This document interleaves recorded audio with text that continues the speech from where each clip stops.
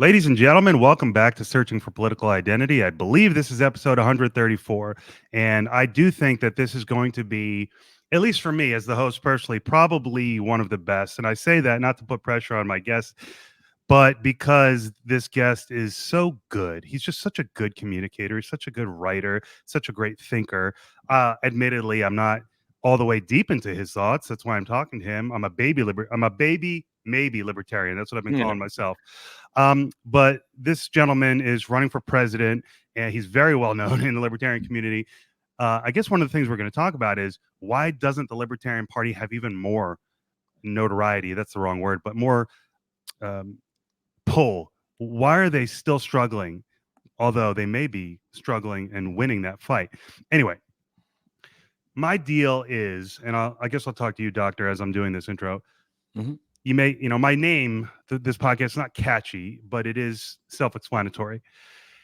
And basically, I grew up in a progressive household. My dad is a big influence on me. His brother, my uncle Rick, was Bernie Sanders' third hire in 2016 as a speechwriter. So that's the background, the family I come from. You may get that with your history. You may be able to speak to them in a sense through this episode, which would be really helpful to me. But that's my deal. Always voting for Democrats, Obama twice, Hillary, and even Joe, because I thought Joe would just be like Trump minus the drama, which ended up not being the case. Then I end up in law school, graduated in 2022 because I was a little restless and bored at work. I'm a construction manager, wanted to understand this system a little more, go to law school, have an amazing time, learn about the system. And in my final year, I studied critical race theory. I took 2 electives, doctor, from an amazing professor, but it was CRT, and it was as controversial as CRT is. And it really threw me for a loop. More so than the material, which itself was quite controversial, were the reactions to it from the students, the embrace of it. It was just so vehemently anti-capitalism, frankly, anti-white, just a whole can of worms that I say lit the fuse for me to start searching for political identity, really called me to question stuff. And since starting the podcast, I get on Twitter, of course, right? That's what you do. And what did I do? I tripped and I fell into this libertarian community. And I'm starting to see it now and learn about it. And my thoughts on the people in the community are they're much more informed than I am. And this is one of my points.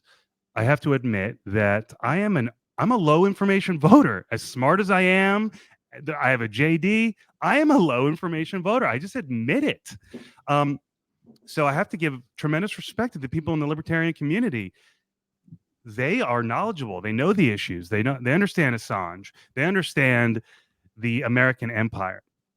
So anyway, it's been an interesting trip, and I'm just at the beginning of it. And so that's me. Now, the value. So why I'm so attracted to libertarianism is because it's so principled. Here I am searching for this political identity politics. I don't like it. CRT was the ultimate manifestation of that. And then in comes libertarianism with its principles. You can correct me, doctor, because I've only read Anatomy of the State. I've only read it, which is great, but I haven't done the reading. So I need help. I need guidance. That's what I'm doing. But the understanding I have of libertarianism is taxation is theft. The state is, by definition, a monopoly on violence. Okay. Voluntary exchange is the way to do life. Anti-war, no war. These are very interesting principles. So, and there's a little bit of something for everybody, no matter where you come from. And so most people still, though, don't know what libertarianism is in the mainstream. And they probably don't even know the big news globally with libertarianism, which was the election of Javier Milei in Argentina, and self-described anarcho-capitalist, as is Dr. Rectenwald. So I may be sitting here talking to the next president of the United States, the Javier Milei of America. It's very possible. So with that interesting and tremendously strong introduction, I say thank you, Doctor, for being here. Yeah, it's my pleasure to be here, Brian. Thanks for having me. Thank you so much. So there are 2 main arguments I see for your campaign. That is the communication skills and your past as a Marxist. Okay. Yeah.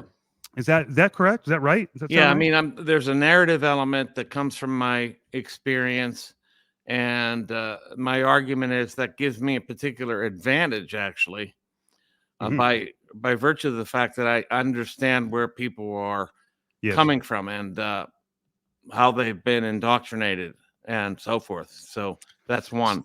And then yes, the ability to see through statist propaganda, because I've done a lot of writing on it, and I've treated this from a libertarian perspective in 5 books now. When did this transition to libertarianism get completed? When were you able to? Okay, now I can write about this stuff. I say by the January of 2017, I was a libertarian, whereas in the fall of 2016, I was a Marxist. Wow, that quick.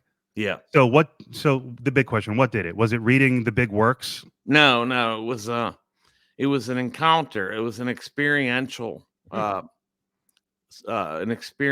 encounter with the people that I thought were really my my comrades. Really, I thought they were my comrades, but it turned out they were attempting to infringe my rights, attempting to shut down my speech, attempting to police my thoughts.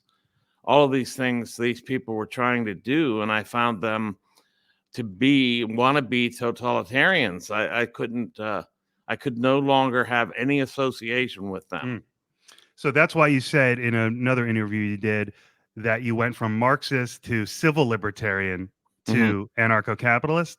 Right, exactly. So if the experience brought you to civil libertarianism, which I can understand and relate to, I was like in that critical race theory class going, no, no, no, this doesn't sound right. This doesn't Right. sound right at all. Then what got you to anarcho-capitalism? That's where the study came in, the reading. I did a deep dive into the literature, uh, and we can't expect everybody to do that. So we have to be able to sum up what we learned. And Mm, so it was started with Ludwig von Mises, and then into Murray Rothbard, and inclusive of Hans Hermann Hoppe and others, many other theorists and thinkers, and also doing a lot of writing. Writing for the Mises Institute, speaking for the Mises Institute, speaking for the Mises Caucus, speaking for other liberty organizations around the country at numerous events, and finally being, I think, versed, fully versed in the libertarian principles and the theory, and and being able to understand like what that how that interfaces with the leftist and totalitarian mindset of statism. So it sounds to me like you and others that share your political beliefs think that we are in the ninth inning, or is it the eighth or seventh inning of a game towards totalitarianism? Yeah, it's It's getting very late. it's incipient. Yeah, we're looking at an incipient totalitarianism. It's a lot of the features are already present, and it's a matter of time, and it's a matter of what we might do to avert it. Otherwise, it's a matter of time what that will be in a full throttled totalitarian nightmare. Mm. And this is very much to do about the globalist agenda, or is this an internal American thing as well? It's the globalist agenda, but it's being carried out vis-a-vis the various states, and Mhm. it is inclusive of some of the features of totalitarianism are not only, of course, the absolute abrogation of rights, speech, and censorship, and the censorship of our speech and our writing, but also the doublethink, the gaslighting, the inversions of reality that are being they're trying to put over on us. Um, the increase of statism in many respects, and the globalism feeds into this big time, because there is a great deal of attempt. There's a huge attempt to make us into effective remote control subjects, really. Hmm. I mean, just jump right to it. Yeah. So this idea that the state is nothing but a parasite. Yeah. How could I get my father or my uncle to digest that? Seriously. Yeah. Okay. So one way to look at it is, what does the state produce? Is it a productive entity or element in society? Does it actually create anything? And the answer to that is going to be no. The state is not a productive force. It's not a productive entity. It creates nothing. So what then does it do? How does it survive? It has to survive off of the productive elements of society, and by expropriating their wealth unto itself. So it is nothing but a parasite in that sense, because it wouldn't exist without those productive members of Mhm. society. Mhm. And it treats them as a host. It treats them as a parasite would a host. It thrives off of their wealth and production. Taxation is expropriation of capital from the productive classes or the productive members of society and into the state itself, which then takes, in the case of the United States now, it takes our wealth and uses it to develop tools to oppress us and to surveil on us and to lie to us and to bomb other people using our money. It robs us and then uses that money to buy weapons or to send weapons or military aid to other countries. So, and it's also, surveilling on us, as the Julian Assange case now being so highlighted here in the news today. And it doesn't want the truth out. It's a secretive organization. It has all kinds of classified documents and does all kinds of nefarious things without any transparency at all. So we're looking at a state that's this is the largest, most powerful state that's ever existed. So we are reaching peak statism here. So that means we're seeing the way the carcass that the state has attached itself to is actually suffering to the point of death almost. It's possible that it could kill the host if we don't get it off of us. So perhaps it's not that interesting of a question, but is there no role? So no role then? There is no healthy relationship? Maybe it's possible, but not under this dynamic. So we might as well blow it to hell and see what happens. Well, there's the minarchist view. And most of my opponents in this race for the Libertarian Party are minarchists. They're not anarcho-capitalists like me. They think that the state is necessary to protect your rights and to keep the peace, to keep violence from occurring to you. Well, I think that's ridiculous, because the state is the biggest infringer of rights there is, and it's the greatest source of violence in the world. So how would you expect, by virtue of giving a monopoly of violence to a particular organization, why would you expect them to mind your rights, protect your rights, and preclude or deter violence when it is committing violence on an unprecedented scale?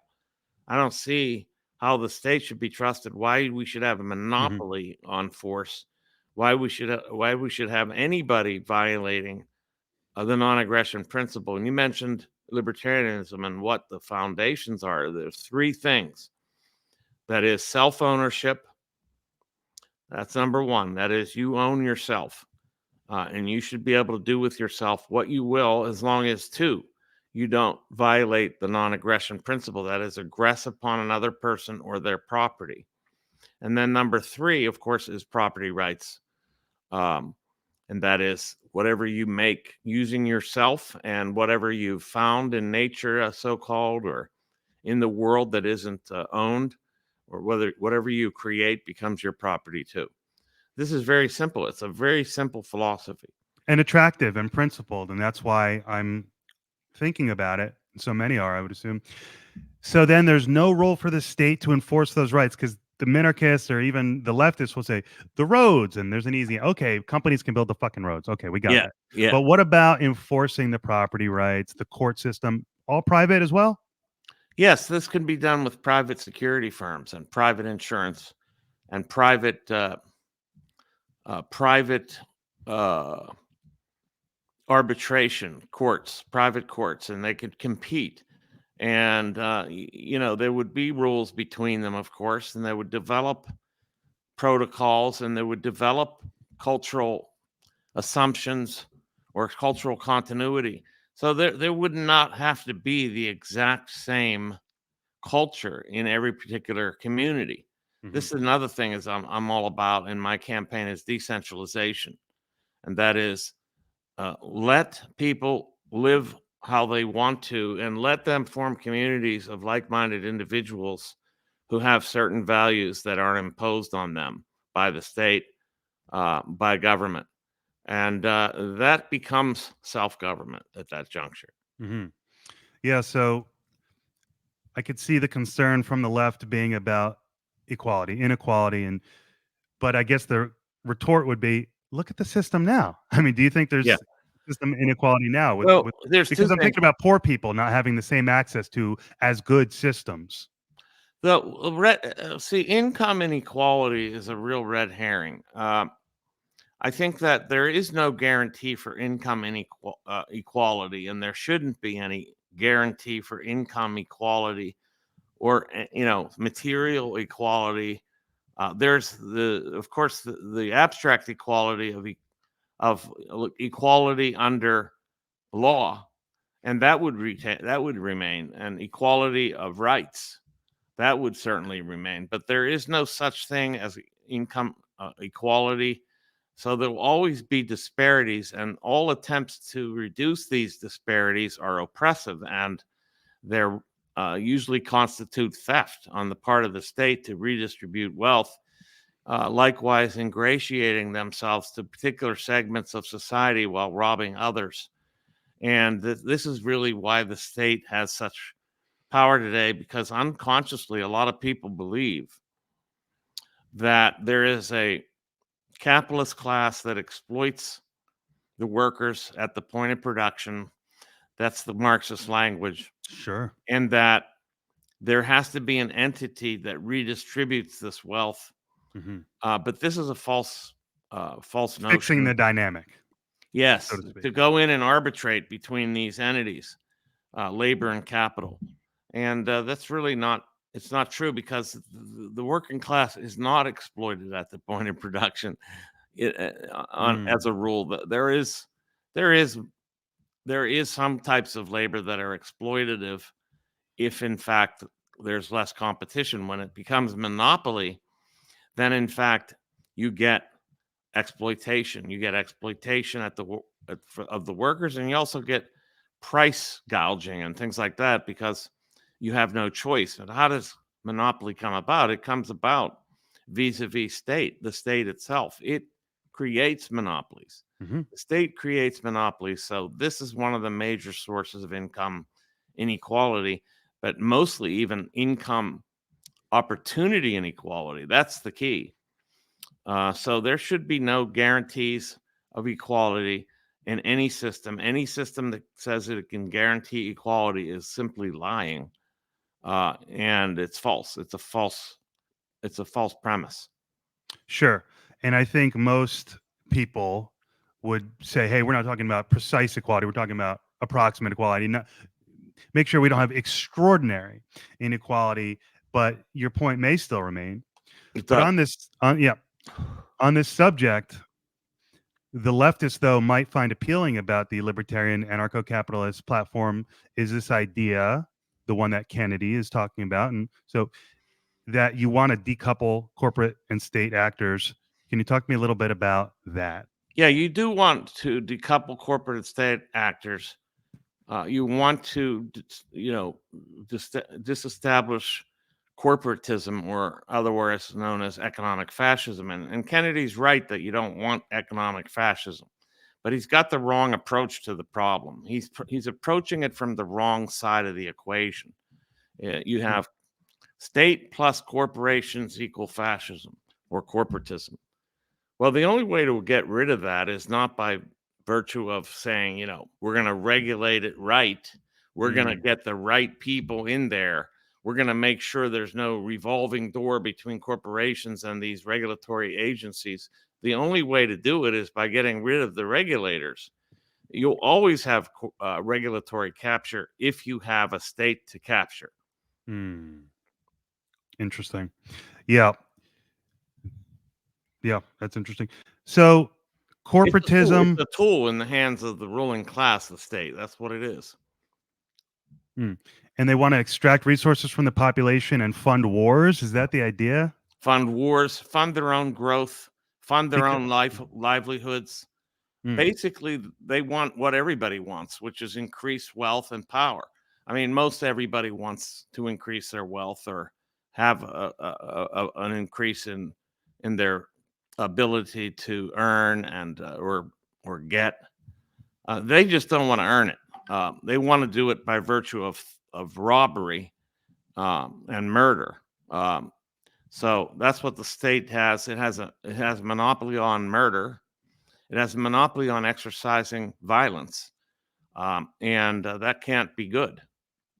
In fact, nobody should be able to exercise violence, which is aggression against somebody. It's a violation of the NAP, non-aggression principle. Yeah. So is this virulent, if that's the right word, anti-war sentiment in the libertarian community? Is that a result of the non-aggression principle being applied globally, or is there something else going on there? That's the principal part of it. It's an egregious violation of the non-aggression principle in terms of its violence against other people, but it's a double vice. It's a double jeopardy because you're being robbed to pay for it. So there's two things going on there. One is the theft, and then the other is what the theft is being put to. And we don't want to kill people. We don't want the state to be authorized to exercise its prerogatives of initiating force around the world. Any state. Right. Yeah, it just occurs to me, just kind of jumping to a different bullet point here, that the Constitution is a device to limit the infringements on people's rights from the state. And the libertarian, the anarcho-capitalist argument is to say, not that we need to return back to that point, but we need to go further back in time. We need to go even further back and just delete the damn thing. I'm not sure if it's going back because there have been cases of anarcho-capitalism, very short-lived in terms of, not because they failed, but because the state grew into or took over, like in the Wild Wild West, so-called. There was, before the state rolled out its territorial expansion into the West, there was an anarcho-capitalist system. Right. In fact, you had private property and you had private protection agencies, private courts, and so forth. And it actually worked better than after the state rolled in. That's when crime actually went up and so forth. Interesting. Yeah, so it's actually moving forward. If the founding fathers were coming out of this tyranny and they devised the system, it always blows my mind that these great thinkers didn't think to just disband, not even do a government. Yeah, I mean, I think there was a tension there. First of all, there was a tension between the Federalists and the Anti-Federalists. The ones who wanted a central government, a powerful central government, Hamilton and others, and those who wanted decentralization and the more local government. So there's another principle at work here, is that the more local the government is to people, the freer they are. So that's why I am for decentralization. And that is a step towards full privatization, fully privatized society.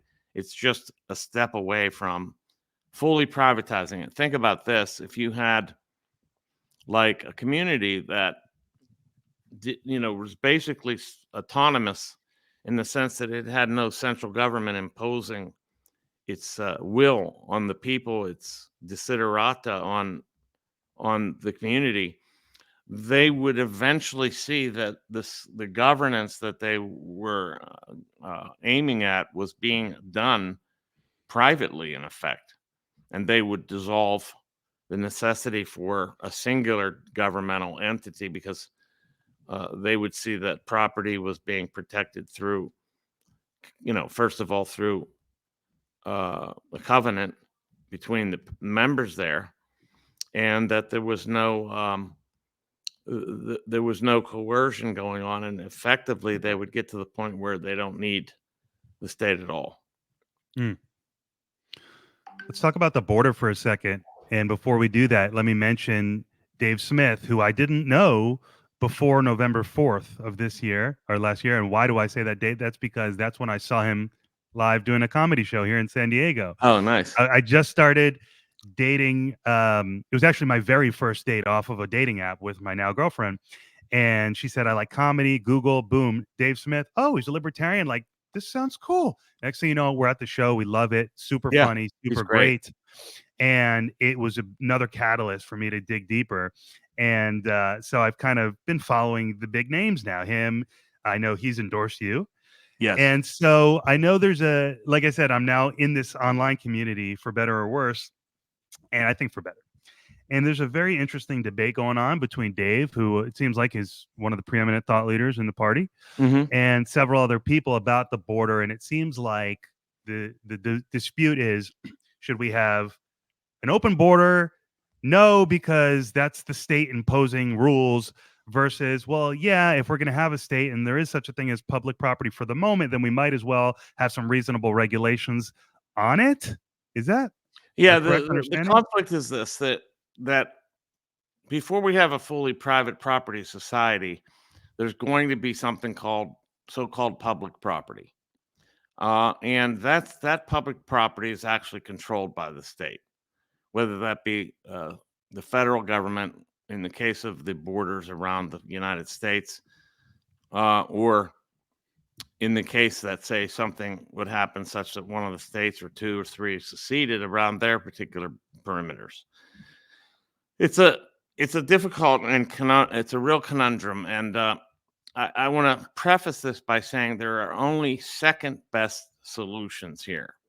That none of these are ideal, and even the open borders anarcho-capitalists who believe in open borders and that there should be no restrictions on movement, even they recognize that it's a second best solution. Now, the minarchist open borders people do not recognize it as a second best solution.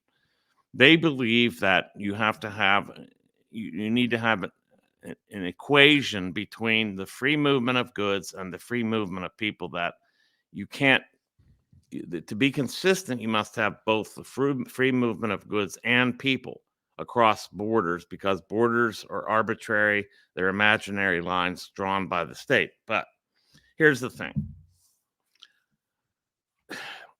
The thing is that public property is rightly the property of people that paid for it. And likewise, allowing absolute ingress or complete openness of the border into so-called public property actually violates the property rights of those who paid for that property. That's my position. Now, they'll say in return, well, that's communist, because you're saying that this public property is communally owned by the citizens, and that you're relying on the will of the majority to enforce the law, the border rights. And that they'll also further go, you'll have to use the state to keep these people out, so that's statist, But the thing is, the open border policy is statist too, because it's a policy of the state.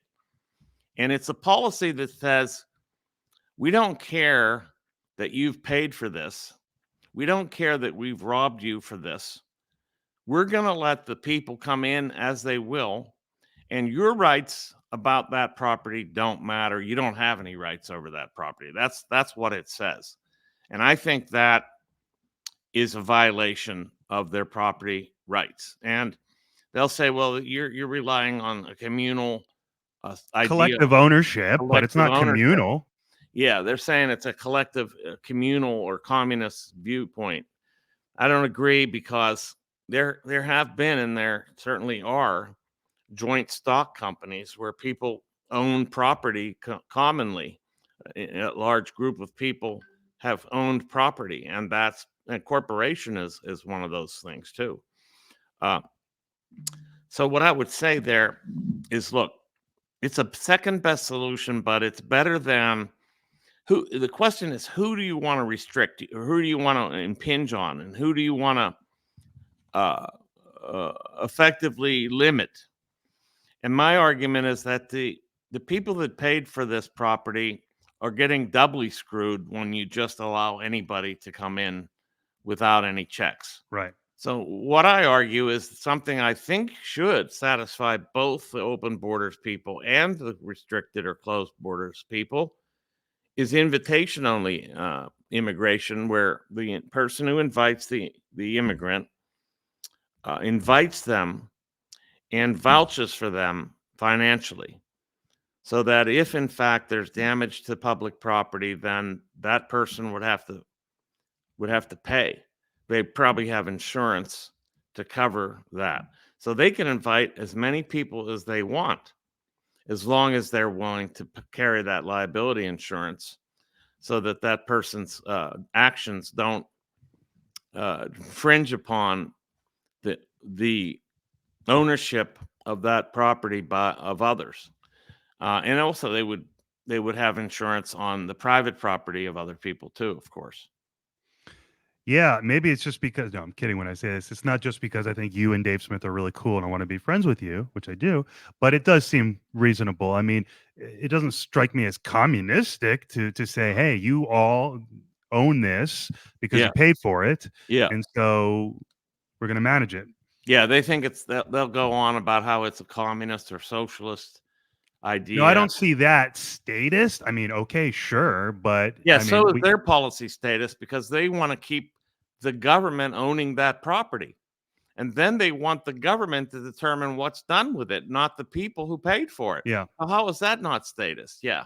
So yeah. I hope Jack Lloyd listens to this, and I hope you tag him, Jack Lloyd. Look him up on Twitter, because He he wants actually what's funny is he blocked me. I got a little bold and I did to. something I shouldn't have done, which is I'm trying to curry favor with Dave. And I'm joking. I'm really not. But you know, in my little way, I'm like, oh, maybe You Dave like will. Dave better. That's fine. You're allowed to Yes, like and Dave better. and I said as such. I didn't say that. I said Dave won the argument, and I did it in a way that was a little demonstrative, probably unnecessarily. So I said, winner, Dave Smith, round one, and the guy fucking blocked me. I was like, Yeah, Jack, that's Twitter. That's the way it goes, man. yeah, that's lame as There's hell. nobody has a right not to be offended, Yeah, and that's too bad. yeah. But yeah, I mean, I just and they think there's some deep philosophical point that I'm missing, or that Dave's missing, and I think that they're just wrong. They're throwing up. What they do is they throw up more clauses on their argument as they go, and any Hmm. theory that requires additional auxiliary clauses is flawed. Interesting. Well, I'll stick with you guys at least for the moment. Um, so, Social Security. If we could switch to that with the 10 minutes that we have remaining, tell me Okay. about Social Security, please. Well, one of my opponents, Jacob Hornberger, believes that we should end it immediately, and that's it. So that means that anybody that's paid into this system will just get nothing. So you've robbed these people over, say, 30, 20, 10, 5, 50 years, whatever it is. You are younger than me, so you've been robbed less.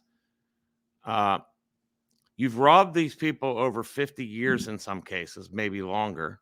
And now you're telling them you're shit out of luck. That seems to me to be unethical and effectively a breach of contract. So I think that is a violation of their property rights. I say, if you're going to end it you got to pay these people off. You got to pay out everything they've paid in plus interest and accounting for inflation, and that will definitely take a toll on the rest of the state, rest of the government. It'll cause you to have to end programs, to end bureaucracies, to eliminate whole departments, massive cuts, massive.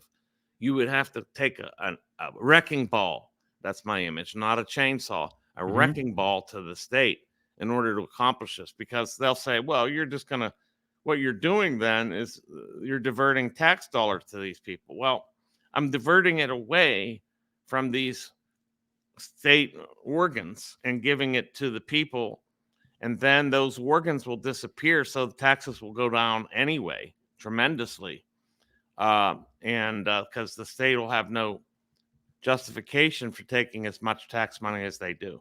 It will cause all kinds of problems, and that's good for the state. Any kind of cuts and any kinds of demolitions, really, of various agencies in the state is a good thing. Thank you. Interesting. So, what's it like running for president? I was going to ask you what your biggest challenge, what you think the biggest challenge is, but that's not exciting. I don't want it to be a negatively framed question. How is it? Well, first of all, I was asked to run by the Mises Caucus leadership, and had never considered running for office. It wasn't something that I had any ambition over. I never had political ambition. So, if I may say, I mean, mine is the only campaign that's kind of not a vanity campaign. I'm not doing this because it was like in my card. It wasn't in my bucket list. It wasn't on my bucket list. Okay.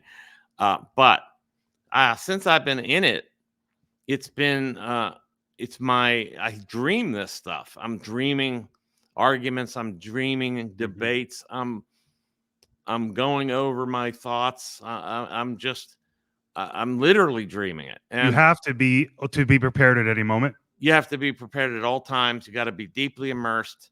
You got to be up on the news. You must be up on theory. You must continue to read. You must read all kinds of things, including contemporary events, history, theory. You've got to be studying, and you've got to be practicing on a constant basis. So yeah, it is a self-improvement program for me. Yeah, that's really amazing, and just actually humbling. It's a humbling experience, because you're gonna run into a lot of hate, because anybody. Why hate?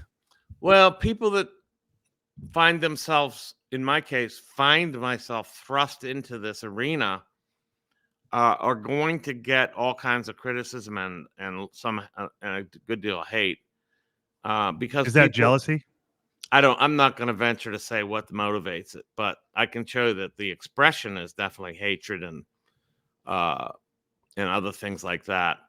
I guess they think, who are you to presume, blah, blah, blah. I'm not presuming anything. I was doing this because I was asked to, and I saw a good reason for it.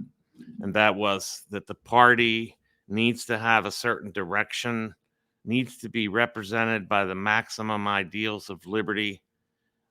The country desperately needs decentralized, and we need to move towards fully private property society, full privatization and eradication of the state. So I think that I represent that viewpoint. Nobody else in the race is as radical as me, frankly, even though I'm the youngest in terms of libertarianism, probably. Maybe not. I think Chase Oliver is also a very young libertarian. Oh, that's interesting. Yeah. I mean that he's physically young as well. He's physically younger. He makes a big deal out of that, like he has more energy because he's younger. I don't know. I don't buy it. I could use the Ronald Reagan line. I won't use your youth and inexperience against you, or something like that. Right. Yeah. I think I'm more steeped in thought and reading and writing and dealing with these big questions than him. But he's very good at he's a very polished speaker, and I'm not as polished as a speaker. You mentioned my writing in one of your promos for this. Yeah, I've spent a lot of time writing, and writing is different than speaking. So I'm better at that, but I'm getting better at speaking too. Yeah, that's really cool. No, you remind me of my uncle John, who's a screenwriter, a super talented screenwriter. I mean, this guy's amazing. And so, same brother. I got my dad. He's a runt of the litter. No, I'm just kidding, Dad. I love you. My dad's the musician. My uncle Rick is the political speechwriter, worked for Bernie, and then my uncle John is the movie writer. And Oh, so wow. I come from a family of writers. My uncle John is the strongest, and there's something about great writing that just gets you. And I so love writing. I mean, I love it. It's like it's it's like artistry, sex, right? huh? It's like Yeah, sex in a way. I don't except it know. lasts longer. I write when I was writing books. When I write a book, I'm immersed sometimes 15 to 18 hours straight. Yeah, Sometimes I don't even go to the bathroom for right. 12 hours. And that's I don't know if the right word is heaven, but that is it, right? When you're in the zone. Oh, totally. I've looked up from my writing at times, and I don't even know where I am physically in Right. space, in the Right. world. I'm like, where the hell am I? Wow. Wow. That's so cool. That's amazing. No, and it's an honor to talk to you. And that's why I was so excited too, because, again, I come from a family of writers. So That's I really, cool. yeah. I'd like to So, meet them. That'd be great. oh man, so amazing that you said that. That's an amazing thought. So I'll set that up one day, perhaps. Thank you so Yeah. much. Yeah. Gosh, Les, closing thoughts with you here.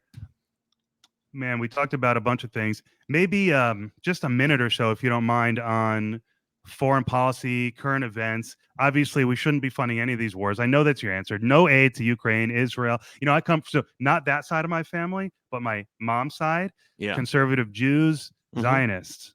Okay, so you could see why my struggle. It's always been like what, and so now more than ever. So it's tough, but I Yeah, guess sure. it's a principled position to say, hey, man. Yes, it is nothing against Israel per se or any kind of hankering or fetish or anti-fetish towards Israel. It's just about, look, this should be across the board, regardless of what state it is. Now, Israel does get special treatment, and I don't think they should. I don't think any state should get our special treatment. I don't think we should be paying for other conflicts or other nations to do what they need to do or think they need to do or whatever. I just don't think it's right for them. It's not even right. It's not right for us. I don't think it's right for them either. Yeah, the libertarians want to go back to a George Washington, American first, no foreign entanglements type of foreign policy rather than this middle of the 20th century alliances are supremely important type of thing, right? I'm not America. I never use the phrase America first because I'm the individual first, and primarily, if not solely. So I don't believe in any kind of like patriotism in the sense that I think people should have a pride of place, and people do. People love their country. They love where they come from. I'm in Pittsburgh. This is my hometown where I grew up. I love it here. There's nothing wrong with that. That's different than the state making you fall in love with its prerogatives. That's a whole different story. So I'm Yeah. not America first. I am the individual first and Yeah. foremost. Yeah. Yeah, it's so interesting closing this out because I come from a beautiful suburb in New Jersey where there was two enormous American flags in the middle of town. Hand over the heart every day, Pledge of Allegiance, right? Yeah. Playing baseball. And despite being in a progressive home, a somewhat conservative community. And so here I am wrestling between these two ideologies, not really, frankly, even understanding them totally. And then comes libertarianism and it says, forget the flag, dude. So it's a process, it's a journey. I'm on it. Yeah, you're gonna have fun. And I welcome you into the fold. And one thing I would like to say is, this is kind of a bit of a chastisement a little bit for the libertarian movement and party, is let's be open and let's be welcoming to people like you. Mhm. Let's open our hearts and our minds to you. Let's not be like this kind of, I don't know. You're going to be on YouTube. I don't know. Yeah. Let's not be. Well, I guess I could say this. Let's not be a dick swinging contest. Let's be. Yeah. Yeah. Let's be more hospitable. Outward facing. And this is the joke about libertarians being autistic, I think it's because they're so focused on what they know, and they Yeah. know their ideology, and it's almost like, okay, you repeat, I get it, man. Like, that's what you believe, but maybe they need work on outreach. I think there's a cultural reformation within the movement and the party that needs to take place, so that it's A, less autistic, maybe, and B, I got to say this, less, uh, and this is not an identity thing. It's not identity politics, but less androcentric, less male centric, Oh, interesting. because we have a very serious dearth of women, and there's a reason for that. Now, part of it has to do with women actually sort of lean towards uh, Statism. statism for various reasons, And and they that haven't historically been at the forefront of the push for right. Well, let me back that up. Initially, in the early Enlightenment, historical perspective, it wasn't rights emerged, but women were a secondary thought. yeah, I mean, you had Mary Wollstonecraft and Vindication of the Rights of Woman in 1798, but yeah, it came Mm. after, and all she was trying to do was extend what the Enlightenment had brought to the masses, to women, which is perfectly good. In fact, I consider her a libertarian, and so was her husband or lover. I don't know if they were ever married, William Godwin, whose child, by the way, was Mary Shelley, the author of Frankenstein. Oh, wow. Huh. Yeah, yeah. Yeah. Well, doctor, listen, thank you so much for joining me. You've given me a lot to chew on and consider as I progress through my journey. So I Oh, thanks appreciate for it. having me, man. And let's, stay in touch. And I'm so happy that you're entertaining this worldview, this the freedom philosophy. And I Yeah. encourage you on the way. Don't let the haters turn you off. There are good people. I think they're all good people. I just think that we need to become more welcoming. Yeah. Well, thank you so much. Total Yeah. honor. My pleasure, man. Yeah. Thanks so Thanks, much. doctor. All Adios. right. Bye bye.